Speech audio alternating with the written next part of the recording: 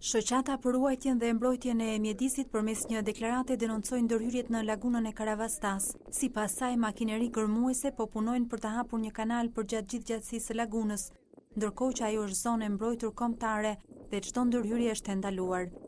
Por pas këtij denoncimi është organizata e menaxhimit të peshkimit që ka marrë përsipër punimet.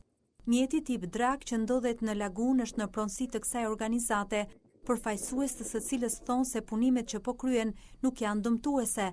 Madje ata theksojnë se kanë fituar statusin e mirëmbajtjes së lagunës dhe nuk ka nevojë për leje siç është kërkuar nga Drejtoria e Ambienteve të Mbrojtura. Kjo është një mini drag që e kemi të detyruar sepse pakte nuk ka jetë laguna. A keni leje për këtë drag, për të kryer këto punime? Ne kemi një status që duhet ta mirëmbajmë këtë lagunë. Dhe ne me forcat tona kemi arritur deri këtu.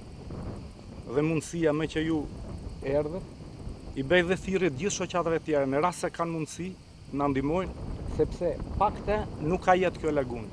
Kjo bëhet mirë për pelikanin, për pulbarët, për çdo gjallësë që ka këneta. A ka dëmtime? Jo, asnjëherë, nga kjo jo, përkundrazi, i jep jetë kënetës. Kryebashkiaku i Divjakës hodhi poshtë mundësinë që punimet të kenë lidhje me ndonjë projekt të bashkisë. Ai nuk mohoi se ka një të tillë, por që ende nuk është gati për zbatim. Bashkia e Divjakës ka një projekt, por nuk ka filluar nga puna e para. E dyta, përpara se të fillojë nga puna do të ketë një leje mjedisore, edhe do të ketë një leje nga Këshilli Kombëtar i Territorit sepse ndodhemi në zonën e parkut. Gjithçka do të jetë e detajuar.